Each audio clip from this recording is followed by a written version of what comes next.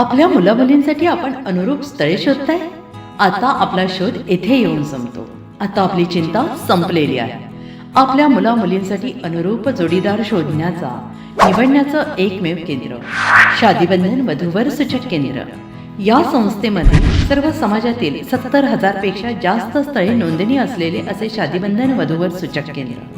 संपूर्ण महाराष्ट्रात आणि कर्नाटकात प्रसिद्ध असलेले एकमेव वधूवर सूचक केंद्र म्हणजे शादीबंधन वधूवर सूचक केंद्र, ज्यांच्याकडे आहे सर्व समाजातील सर्व जाती आणि पोटजातीतील 70,000 पेक्षा जास्त स्थळांची नोंदणी. आपल्या इच्छेप्रमाणे वर्गवारी करून अनुरूप स्थळे निवडण्याची सुविधा. एक वेळा जोडले जा आणि आपलं जीवन सफल करून घ्या. हजारोंनी याचा लाभ घेतला आहे. आपणही आपल्या मुलामुलींसाठी, विधूर, विधवा, वयस्करांसाठी योग्य स्थळांची निवड करा. एक सुवर्ण संधी घेऊन येत शादीबंधन. आजच संपर्क करा. शादीबंधन वधूवर सूचक केंद्र, लोकसंदेश न्यूज ऑफिस समोर, महाराष्ट्र स्क्रॅप जवळ, 100 फुटी road, Sangli. Pincode 416-416. Customer care number 99-22-86-45-45. आमच्या वेबसाईटवर स्थळे पहा. आमची वेबसाईट आहे www.shadibandhan.in.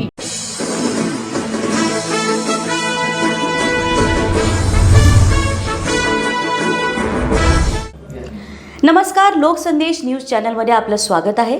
पाहूयात आजची विशेष बातमी. रुद्राणी फाउंडेशनतर्फे कन्यारत्न ठेव योजनेचा शुभारंभ.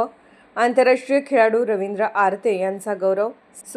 श्री रुद्राणी फाउंडेशन सांगली यांच्या 18व्या जयंतीनिमित्त कन्यारत्न ठेव योजनेचा भव्य शुभारंभ करण्यात आला. फाउंडेशनचे संस्थापक अध्यक्ष माननीय श्री रवींद्र सुभाष शिंदे यांच्या संकल्पनेतून आणि मार्गदर्शनाखाली हा विशेष कार्यक्रम आयोजित करण्यात आला होता.